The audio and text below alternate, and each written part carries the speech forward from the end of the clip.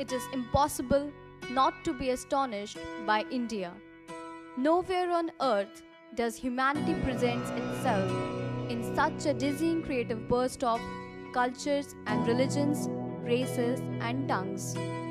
It is this variety which provides a breathtaking ensemble for experiences that is uniquely Indian.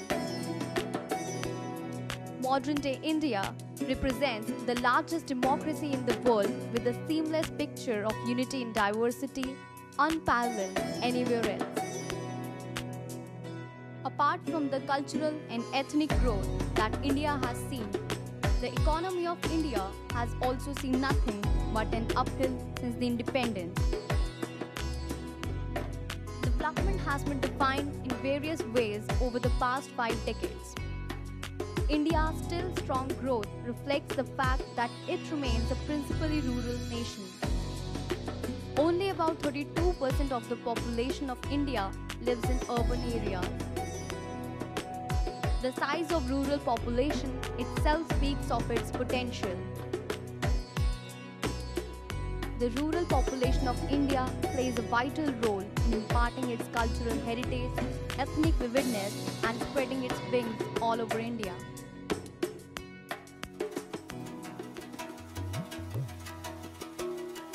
India is also the home to a large number of indigenous people who are still untouched by the lifestyle of the aforementioned modern world. With more than 84.4 million, India has the largest population of the tribal people in the world. The tribes in India form an important part of the total population. The tribal population of India constitutes nearly 8% of the total population, that is, nearly 68 million people. There are a number of tribes in India spread over different parts at different levels of socio-economic development. Indian tribal people resides in approximately 15% of the country's area. They live all over the country, from the foothill of the Himalayas to the landsteppe of Lakshadweep, and from the plains of Gujarat to the hills in the north. Some of the major tribal groups in India include Gonds, Santhals, Khasis, Angamis, Bhils, Bhutias, and Great Andamani.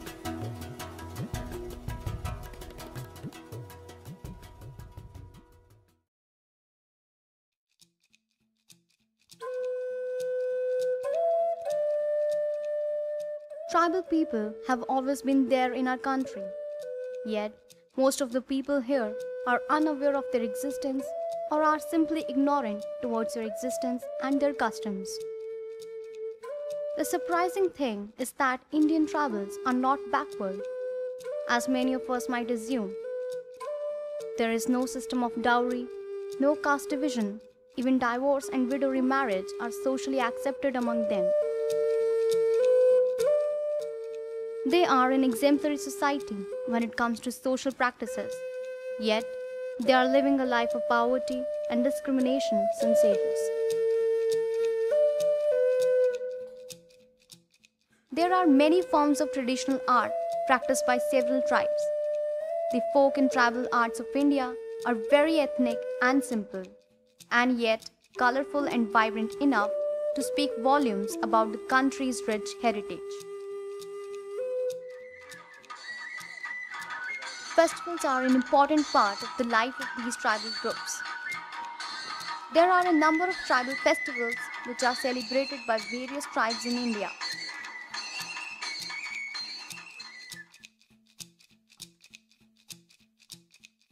Even before the Britishers took over our country, the tribal population were looked upon as wild, barbaric, and unruly. Independence in 1947 did not bring about any difference in their lives. Instead, because of absence of any monetary funds, some tribes had to leave their native places in search for work, which led to the loss of their rich heritage. Many of these places today are converted into holiday destinations and resorts by contractors who are driving out the tribals and taking away their resources.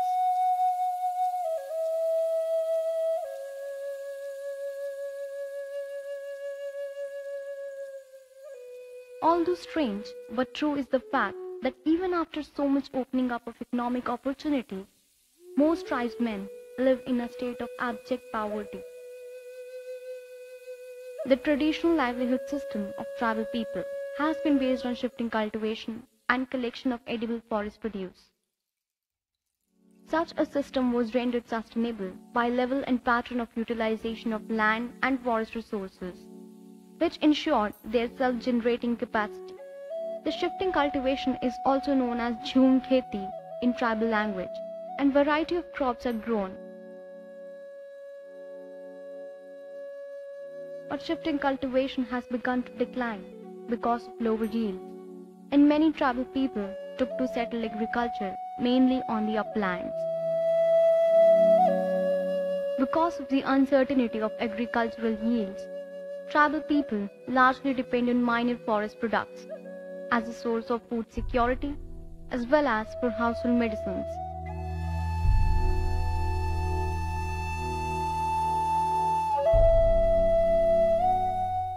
Middlemen traders and forest contractors have affected the prices received by primary producers through unfair trade practices. This has no doubt adversely affected the livelihood sustenance and food basket of a large number of poor tribal households. Tribal people are denied a fair price and most often receive a price lower than the prevailing market price.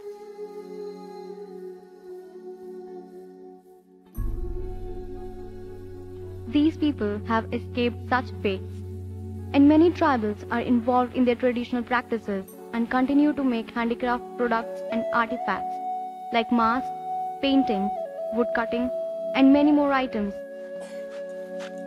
They make their own traditional costumes as well. But the tragedy is they get meager prices for their products, even though the artifacts is generally sold for large sums of money, as most of it is pocketed by the middlemen. Some tribes still continue to adopt their traditional source of livelihood, that is hunting and fishing.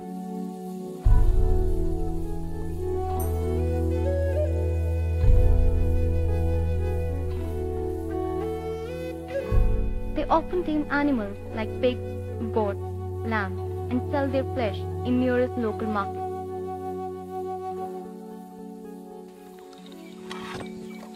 Since tribes are concentrated in heavily forested areas, woodcutting and bamboo work are two common sources of occupation among them. They make numerous items using bamboos, and most houses are made of bamboos as well.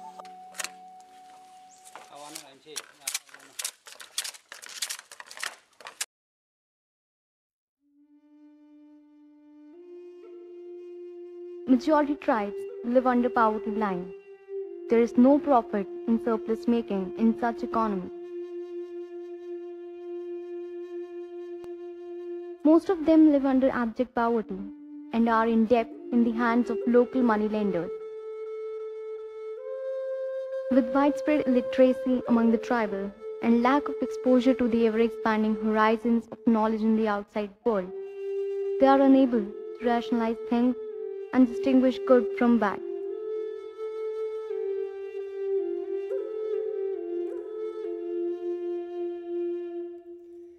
There are many reasons for low level of education among the tribal people. Formal education is not considered necessary to discharge their social obligations. Superstitions and myths play an important role in rejecting education. While some tribes who have realized the dire need of education but still are unable to educate their child as they live in abject poverty, and it's not easy for them to send their children to school, as they are considered extra helping hands.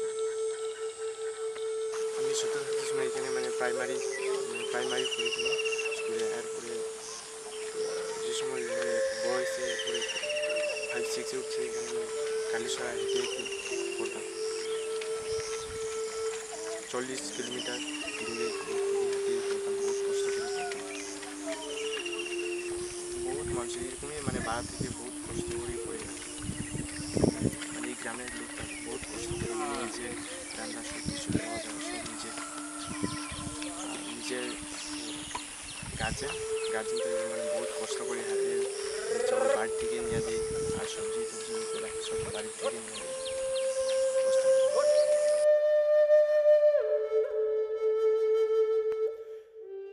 In many parts of India, tribal population suffers from deficiency diseases. A look into the pattern of rural health services shows that the non-availability of trained private or governmental doctor is a major problem. Moreover, the qualified health workers do not want to work in rural and tribal areas because of professional, personal, and social reasons. As a result, the tribal people are still dependent on the lone Kaviraj of the village for any health treatment.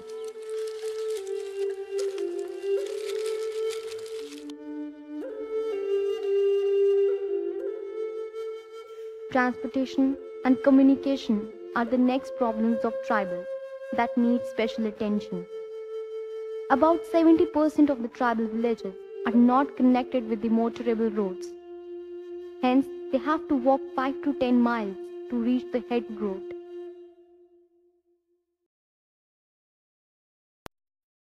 Availability of organized marketing facilities, both for input as well as output, is the heartfelt problems of tribals. According to a WHO report, 75% have no access to clean drinking water, and in many tribal villages, scarcity of water is a common phenomenon. The hapless tribal people are compelled to trek long distances under sweltering heat wave conditions.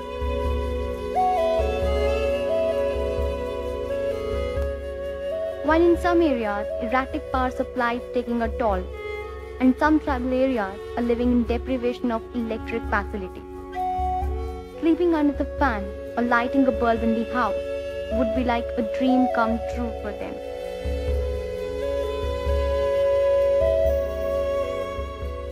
The development of the tribals has been the constitutional obligation of the government. The government had instituted numerous commissions and committees from time to time to assess the tribal situation in the country. But it was very unfortunate that in spite of these efforts and initiatives, the government could not bring any radical change. Lack of political voice, awareness, and unsettled life conditions, apathy of executive machinery are the main reasons why the tribals remain outside the preview and actual benefit of these programs. It was soon realized that all the activities and programs relating to the tribal development cannot be done single-handedly by the government. The failure of the government gives a fertile ground to other organizations to work upon and extend a helping hand to their tribal brethren. Repeated assistance in the form of spoon feeding would not help them in the long run. Rather, attempts should be made to help them in helping themselves.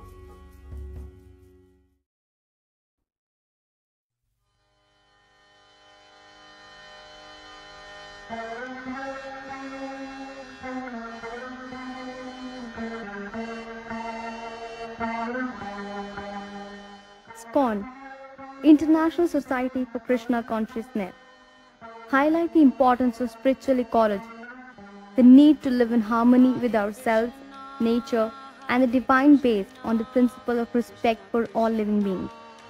SCON has established numerous programs for social and spiritual upliftment. The founder Acharya, His Divine Grace A.C. Bhaktivedanta Swami Prabhupada, as the world's most active writer and teacher of Vedic thought and civilization, is the leading cultural ambassador of true Indian heritage. Tribal Care Preaching Program is born with the blessing and inspiration of His Holiness Jai Pataka Swami Maharaj. This program, inaugurated by His Holiness Bhakti Purushottam Maharaj on 9th April 2013.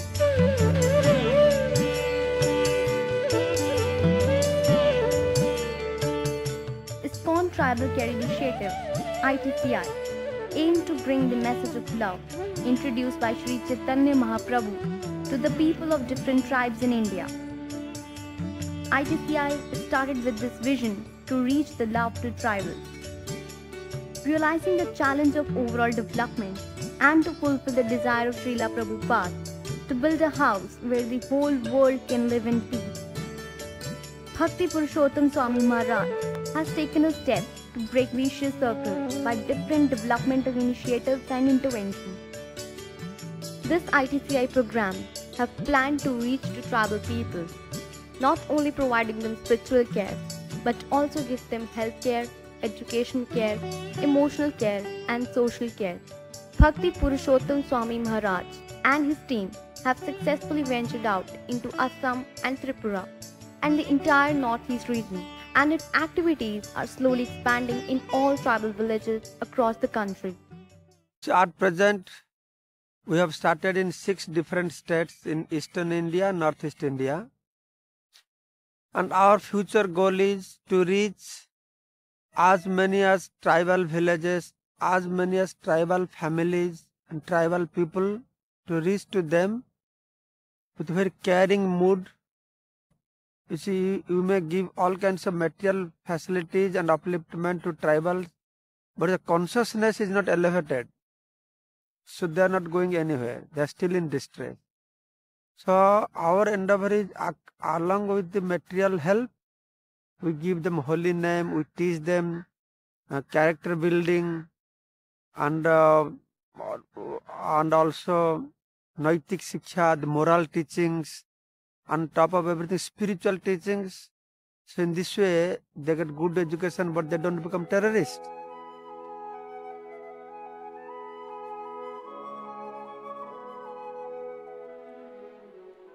In December 2014, the branch of Bhaktivedanta National School was inaugurated in Anand Bazar, a very remote village in Assam. To address the distance factor, the school opened a hostel as well.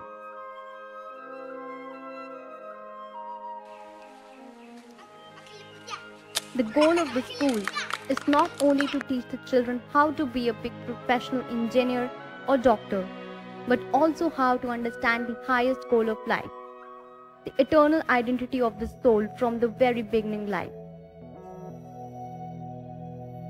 ITCI have been organizing medical camps in the villages for 1.5 years. Such camps are organized every month in different areas and provide the people free treatment and medicine. Camp is part of the ISKCON Tribal Care Initiative, medical camp, because the villagers cannot reach to the doctor, so we thought why not bring the doctor to the village. In between, when we were driving by, we saw a healthcare center, government healthcare center. It was dilapidated building, nobody was there and only cow dung was there.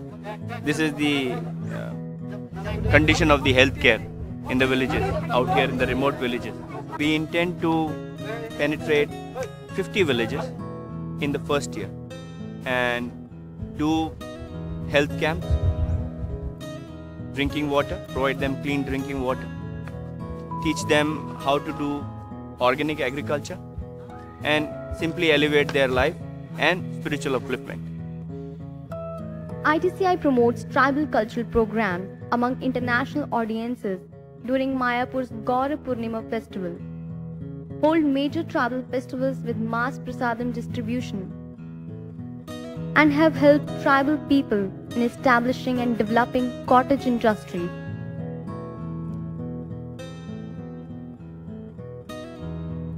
Earlier this year, ITCI hosted a convention in Mayapur, which saw 27 tribes from across Assam, West Bengal, Jharkhand, Odisha, Nagaland, Mizoram, Meghalaya, Bihar, and Tripura. We are reaching to tribal people is not to make them advance financially, materially, so that they will come to cities and get lost here.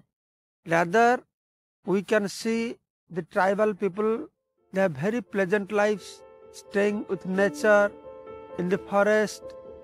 That's why we want to, they have simple living, but they are lacking high thinking. So with their simple living, when we'll add the high thinking, of teachings of Gita and Bhagavad and holy name, the Prema Dharma. There is no need for them to come from forest to the cities. So that is our goal.